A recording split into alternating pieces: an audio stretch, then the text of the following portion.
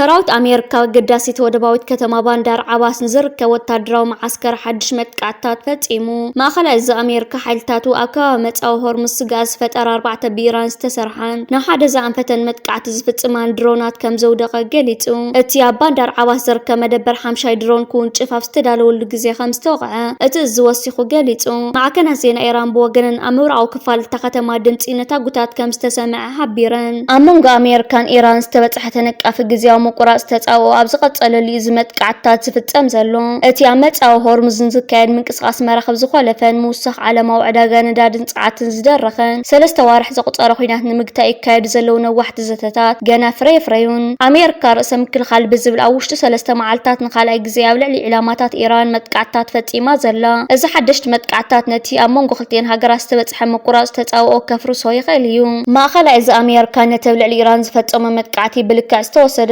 ተኽስዶ ምባል ንምቕጻል ዝዓለመን ብምባል ገሊጽዎ ኣብ መፈለምታ ናይ ሰሙን ኣሜሪካ ኣብ ደቡባዊ ኢራን ብዝፈጸመቶ መጥቃዕቲ ነቁጣታት ሚሳኤልን ኣብቲ ብኣሽሓ ዝቑጸራ ንግዳዊ መራኸብ ተኸርዲነናል ዝርከባ መጻዊ ሆርሙዝ ነታጉን ምፍንጃር ዝፈተና ጀላቡን ዕላማ ከም ዝኾነት ማእኸላይ እዚ ገሊጹ ነይሩ ማእኸላይ እዚ ኣሜሪካ እዞም መጥቃዕትታት ወታደራትና ካብ ሓይልታት ኢራን ካብ ዝመጹ ሓደጋታት ንምሕላዊ ምባሉ ይዝከር ቴህራን ነዞም መጥቃዕትታት ከቢድ ጥሕሰት ምቁራጽ ተጻውኦ ብምባል ኮኒና መንግስቲ ኢራን ንሕድሕድ መጥቃዕቲ ዓጸፋዊ ግብረ መልሲ ከም ዝህብ ድማ ተሓንያላ እስላማዊ ሰውራ ሓለዋ ኢራን ብሶሉስን ድሮን ኣሜሪካ ወቂዑ ከም ዘውደቐን ካልኦት ናብ ክልል ኣየር ኢራን ኣብ ልዕሊ ዝኣተዋ ነፈርቲ ውግእን ድሮንን ከም ዝተኮሰ ገሊጹ እዞም ስጉምትታት መዓዝ ከም ዝተወሰዱ ግን ኣይነጸረን ፕሬዚደንት ዶናልድ ትራምፕ ብረቡዕ ኣብ ዘካየደ ኣኼባ ካቢኔ ዝተዳኸመት ኢራን ብዘይገለ ሓይሊ ሚዛን ትዛተላ ኢሉ ኣብ ልዕሊ ኢራን ዝወልዕ ኩናት በቲ ኣብ ሕዳር ዝካየድ ናይ መፋርቕ ግዜ ስልጣን መረፃታት ከም ዘይጽለው ድማ ገሊጹ እስራኤል ኣብ ቃዛ ብዝፈጸመቶ መጥቃዕቲ ሓደ ላዕለዋይ መራሒ ሓማስ ተቐቲሉ ኣዛዚ ወታደራዊ ክንፊ ናይቲ ጉጅለ መሐመድ ዑዴህ ትማሊ ኣብ ዝተኻየደ መጥቃዕቲ ተቐቲሉ ንሱ ነቲ ቅድሚ ሓደ ሰሙን ብተመሳሳሊ መጥቃዕቲ ዝተቐንጸለ ላዕለዋይ ወታደራዊ ኣዛዚ ሓማስ ዝነበረ ዒዝ ኣዲን ኣልሓዳድ ብምትካይ ነቲ ሓላፍነት ተረኺቡ ቀኒዩ ብኻልእ ወገን ሰራዊት እስራኤል ኣብ ልዕሊ ሊባኖስ ጀመሩ ሓድሽ መጥቃዕቲ ሎሚ እውን ቀፂልዎ ውዒሉሎም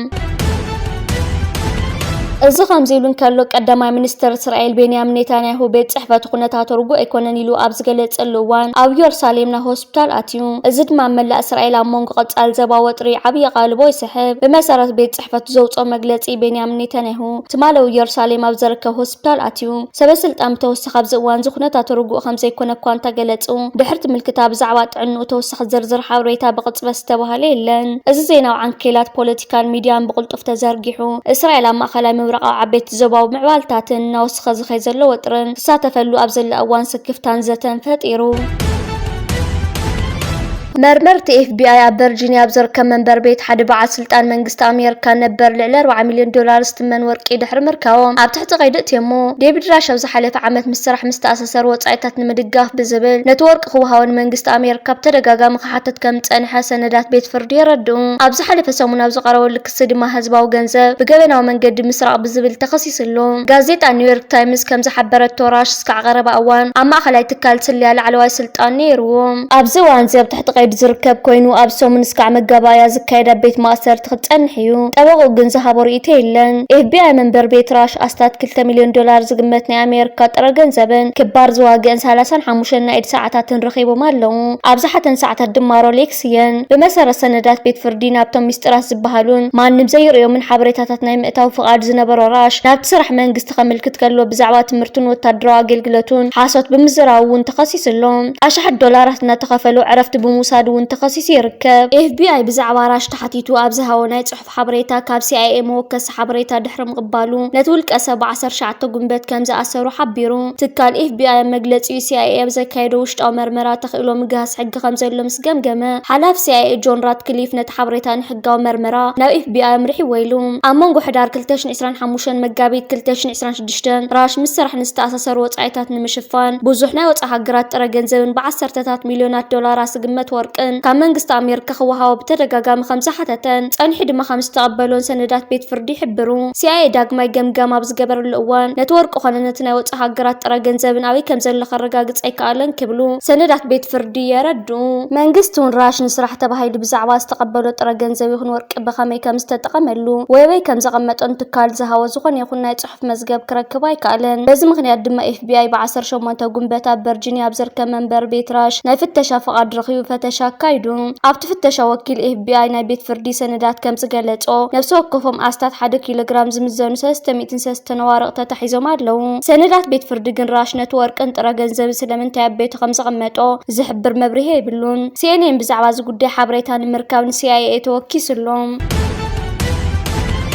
ነበር ፕሬዝደንት ኣሜሪካ ጆ ባይደን ምስ ጸሓፍ ታሪክ ህይወቶም ዘካየድዎ ቃለ መሕተት ንኸይፍኖ ንምዕቃብ ልዕሊ ፌደራላዊ መንግስቲ ክስ መስሪቶም ጆ ባይደን ተቃለ መሕተት ብሕታዊ ሓበሬታ ምዃኑ ብምግላጽ ዘሕፍሩ ዝርዝር ነገራት ክህልዎም ከም ዝኽእሉ ገሊጾም ባይደን ምስ ተሓሓዛ ሚስጥራዊ ሰነዳት ተተሓሒዙ ምርመራው ዝተገበረሉ ግዜ ናይ ድምፂ ቅዳሓትን ጽሑፍ ቃለ መሕተትን ተረኺቦም እዮም እቲ ምርመራ ዘካየድ ሮበርት ከር ባይደን ሰነዳት ብዘይግቡእ ከም ዝሓዝዎም እኳ ተሓበሩ ክሲ ምምስራት ግን ኣድላይ ከም ዘይኮነ ገሊጾም ነይሮም ቅድሚ 2 ዓመት ይፋ ዝተገበረ ውጽኢት እቲ ምርመራ ባይደን ሓላፍነት ፕሬዝዳንትነት ብቑዕ ምዃኖም ኣብ ትሕቲ ሕቶ ዘእቱ ነይሩ ሚኒስትር ፍትሒ ኩነታት ጥዕና ኣእምሮ ባይደን ይቁልቁል ከም ዝነበረ ዘርኢ ቅዳሕ ድምፂ ንምሕባእ ፈቲኑ ብዝብል ነቲ ናይ ቀደም ምምሕዳር ወቒሱ ኣባላት ሪፓብሊካን ቤት ምክሪ ተወከልትን ወግዓውያን ኮሚቴ ክኢላታትን ኣብ 2024 ነቲ ቅዳሕ ቃለ መሕተት ንምርካብ ሕቶ ዘቕረቡ ክኾኑ ከለዉ ሚኒስትር ፍትሒ ድማ ነቲ ቅዳሕ ኣብ ዝመጽእ ወርሒ ይፋዊ ከም ዝገብሮ ኣመልኪቱ ባይደን ኣብ 2017 ቃልእ ተወሊ ኣቦ ኣብ ዝተሰመየ መጽሓፍ ታሪክ ህይወቶም ምስቲ ሓበራዊ ጸሓፍ ማርክ ዝወኒት ይዘር ብዛዕባ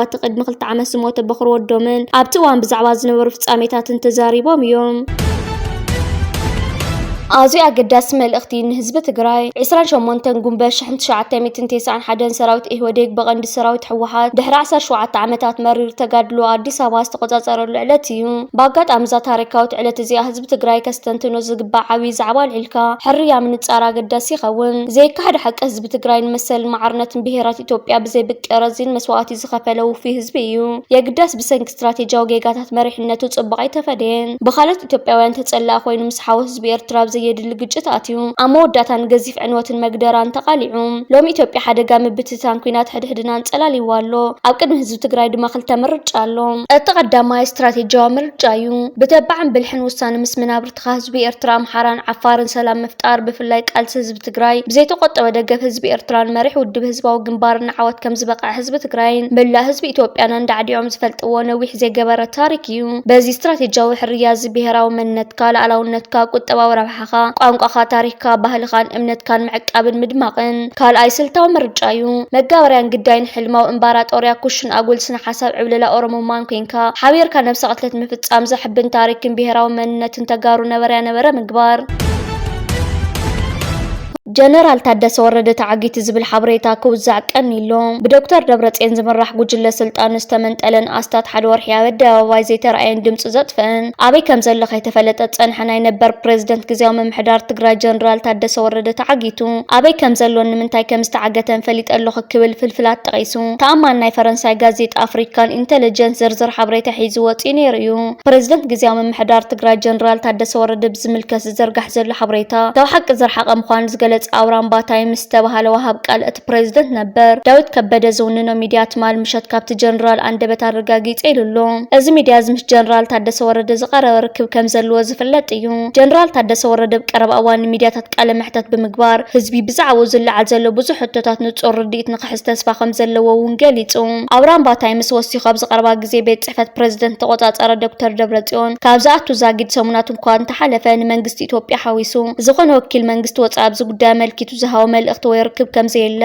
አውራምባ ታይምስ አረጋጊጽ ኣለኹ ኢሉሎ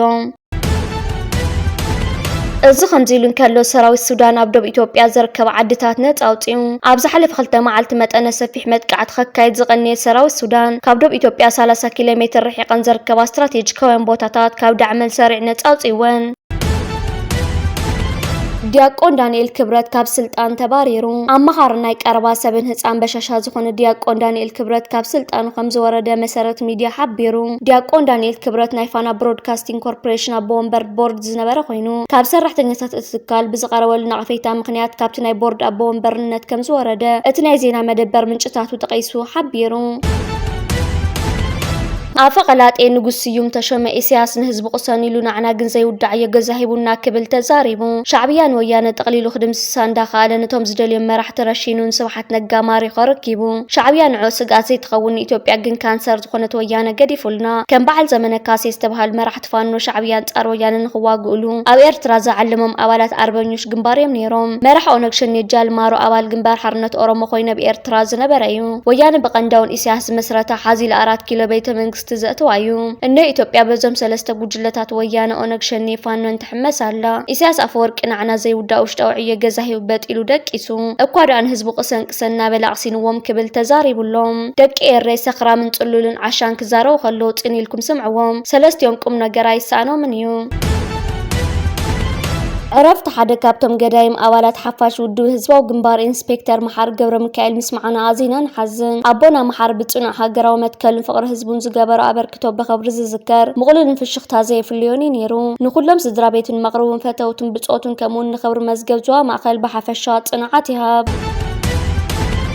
بتوسخون أركان الشعبية مسوات واقع حرنتيو إن باللين عمت أي جزاني مبال كبرتاتين سباونتين بوش لخلقن لقمت متنا شيطني نمرتين ريمي حبرت سبي بهليك أنقع خك على سيزمت إمتى وراري بارع صور حراري سجاي متى ترى تمتيون رفاتة دم يقعو إن بن مجزاتين جوة عمت كسواي بمبال عصبول على ونتازر رجعت أتنتها لزهبكم كبرنا عقوم سوا بعلنا تنت بلوعل دمكات تنبيلو مبل 35 عامات بعلنا تنت صنعتنا وحسنا بزبلتي ما بعسران 3 جنبات اب سوا بستفللي مسنادوتات بلوعل دمكات تنبيلو اب تقاطام سوا قرعت كل زيغا بزبل ጭርሖ بابالات 38 زوريا هاجراو اገልግሎት ተዳለው ብሉጽ ወታደራው ሰልፊ خمون نتعلى زنصبارق طعم زيماتات تلهيتات ግጥምታት ድራማን ካልእ ስነ ጥበባዊ ዕዮን ቀሪቡ አዛዝ ማእከል ስልጠና ሃገራው አገልግሎት ኮሎኔል ደበሳይ ግደብ ዝሃቦ ቃል ዓመት መጸ በዓልና ጽነት نبعل كلنا حدرنايتهم انتزا هاجر استبجو جاغان تقبلنا نبصعنا نحدثو لاغاطام مخانو بمغلاص هاجرنا ناصنتان لالاونتان تخبير نختنبر ካብ ዝኾነ ተጻባኽ ንከላኸለላ ክንልማዓን ክንሃንፃን ክንጽዓር ከም ዝግባእ ኣገንዚቡ ኮሎኔል ደበሳይ መወዳእታ መንእስያት ተረከብቲ ሕድር ሰማዕታት ስለ ዝኾኑ ናጽነት ንምምጻን ንምዕቃብ ንስተራእየ ተኣምር ኣብ ኩሉ መድያት ንምድጋም እዚ ዓለት እትስከሙ ማሕደራ ከቢድ ስለ ዝኾነ ብሉዕ ንቕሓት ብግብሪ ክሰርሕሉ ኣዘኻኺሩ تلا أخنا إمارات عرب نهزب السودان مجفجف مقتل تنزأتون هزب قرن أفريقيا خرب سنة تلا أخ حميدتي ويدما محمد حمدان دقالو بتعمي يحفرنا يحنخن أبزح جساعتنا تبتاتن مهان تفي ونهلون بمقنيات علالة حالك كخمتنا إذا حلف اللخن مبال برلوم دارقا مويتيو السبز بزي حفرتني إرتران قبتني خاسسالو درونات إرتران قبتنا بلعلي متقعتي قبرالو كبل تسمعو إرتران قبتنا قداي السودان إيدني إتوالو بمبال نتبي إمارات عرب تحقيز قبر زلنا إتفاسر خشفني تنالو حميد تبت فيديو بزعف فابريكاتات مكلخال سودان كزاربن كلو نتوم ناي سودان سراوت مرح تسرقت يوم نساتن فابريكا خسروا حيفلطن يومنا ولا خطرفوم تسمعوا بزعوات بجدا زغبر زلو ناي سلام زتون دقيم جدا يلن اتو جدا زوهاب زنور كم بانادول زبلناي مهدئ مدحانت بقعي بمبال نسلام دلو خمزي كونر إلو بعوي جنزن السودان ليبيان سومالن مفراس تعلمنا إمارات عرب وطنيو اتحلمهم سودان مسافرسنا بإرتراك موطينيرو المنجست إرتران هزباو جنبار الملحاس قوريت أميهم حجون داقالو نسخاهم تقول عباشا دانيال كبرت كاب قرن أفريقيا تحقيقكم كتافيهم نسخا دمنيات على حزب السودان إيرتراني خام